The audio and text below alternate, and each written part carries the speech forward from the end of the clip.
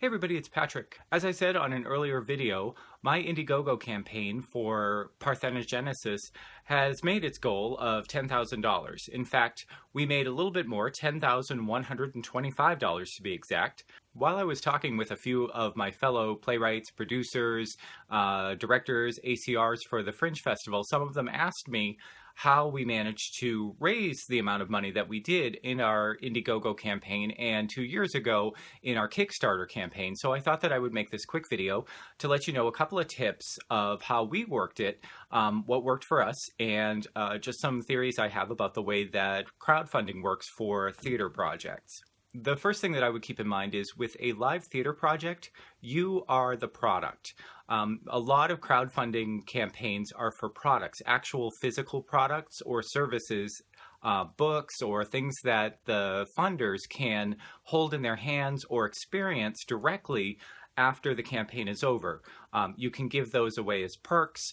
You can offer them for a discount. When your funders are done with your campaign, they'll know that they'll have something physical in their hands or something that they can read or some music they can download. Basically, you can help them purchase something, usually for a little bit less than they would be able to get it on the market. They also have the advantage of getting it well before anybody else in a lot of these campaigns as well. However, this is not the case with live theater, and in fact, most of your funders, if you're doing a crowdfunding campaign online, aren't going to be able to go to your venue at all.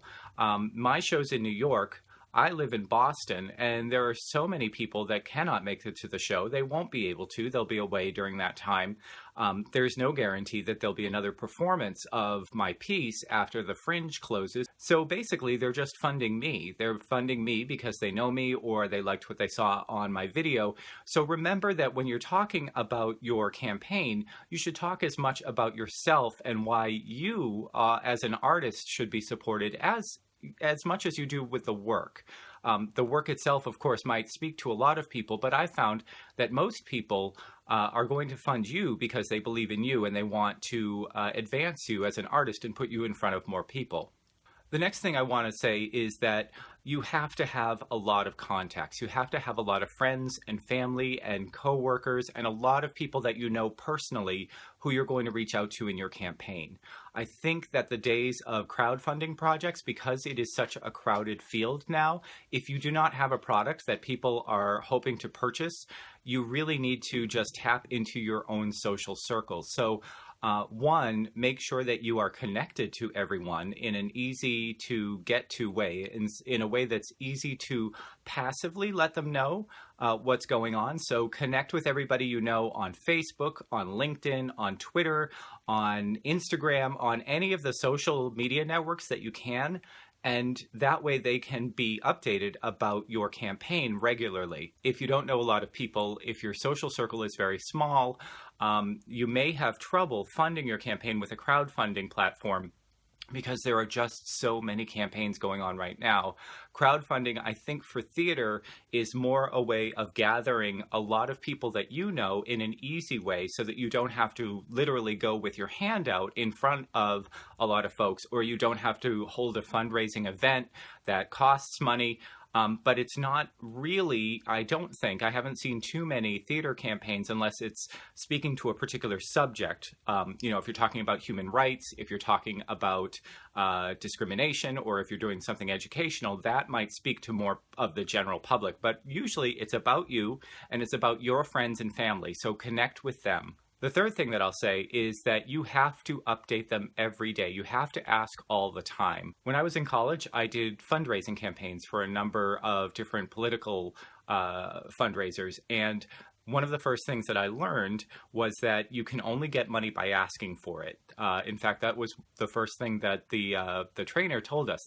He asked us, why do people give us money? And we gave a lot of reasons. They believe in the cause, they feel bad, we got them at the right time, they like to give to charity. And basically he said, people give you money because you ask them for it. And with a social media campaign like crowdfunding, if you're on Indiegogo or Kickstarter or GoFundMe, you really have to keep asking because you get people while they're browsing. They might be checking out Facebook for the day. They might be checking out Twitter. That goes by so fast. There are so many messages that hit over and over and over again that if you only ask once, or even if you only ask once a day, you're not going to get them because they won't remember to get their credit card. They'll say, oh yeah, I'll remember tonight, and when I'm home, I'll do it from my home computer. And then they don't, because they just forget about it. It's not because they don't believe in you. It's because they don't remember. So I would set myself a schedule to update first thing in the morning when I got up, around breakfast time when people would be hitting the office, maybe starting up their computer just before they started their day, around lunchtime when they might be on a break, around dinner time when they might be home, and then one more time in the evening before I went to bed. Now that's 5 different times that I spoke every day on different social media sites. I would basically do that on Facebook and on Twitter because that's where I have the most friends and family online. And it seemed like a lot. It was very uncomfortable for me to ask that many times. I might not have gotten a donation every time I ask, but I almost never got donations when I didn't ask. People just need to be reminded of it. Another thing that I'll tell you is that you need to make it known just what the stakes are. So every time you ask, it's very important not just to link to your campaign and say, hey, why don't you fund my campaign? Or use the automated, make it happen on Indiegogo, which is what I used Indiegogo. You have to make it personal. So for me, I would, at the beginning of the campaign, talk about how much time we had to raise so much money, that it was important to get off to a good start. Towards the middle of the campaign, I would say we want to hit the 50% mark. And especially towards the end of the campaign, I would say how much of a percentage we had left to go compared to how many days we had left to go. So by saying we only have 15% left to go, we could make it down to 10% tonight if we just got X amount of money. That actually got people interested. That actually made people feel like they were a part of the campaign and that what they gave made a difference. Because when you're talking about a lot of money, for me it was $10,000, which to me is a lot of money. It can be really abstract to people, right? They think, if I give $25, what's that going to do?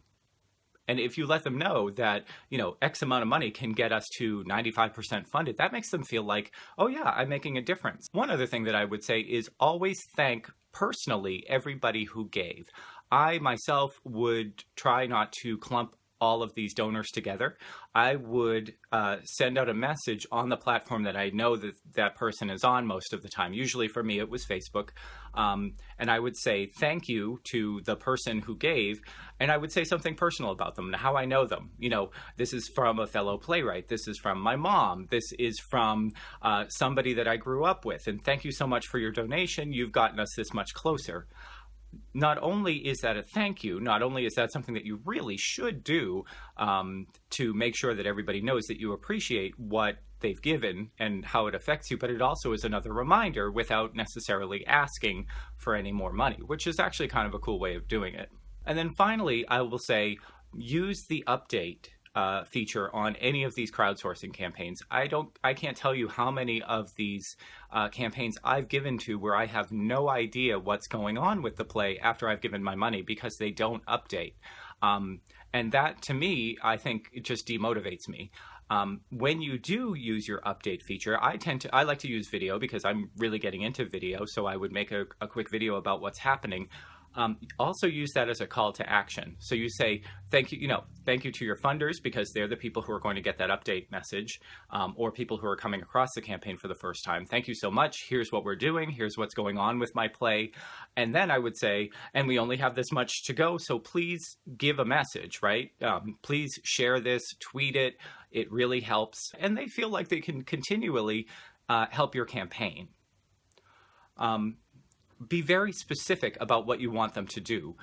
If people share your campaign but just share the button, their friends and family aren't going to know you from Adam because they might not know you directly. So I would say, if you could share this campaign and let the people on your social media know why you're sharing it and how you know me, that will help. And I every time I got a donation from a friend of a friend or a friend of a family member or somebody who knew a coworker, it was because they made a personalized message as to why they were supporting me. And again, remember, you are the product here. So those are my tips for having a successful crowdfunding campaign. Just remember that the more you ask, the more times you have to remind people to give, to make it very personal, to make sure that you reach out to everybody you know in any way that you can. If you have a campaign of your own, you may want to share it in the comments below, or if you have some questions about the way that I raised money for the 2 plays that I did when my play and my partner's play went to the Fringe over the past 2 years, feel free to let me know. Ask in the comments below. Thanks very much, and good luck with your fundraising.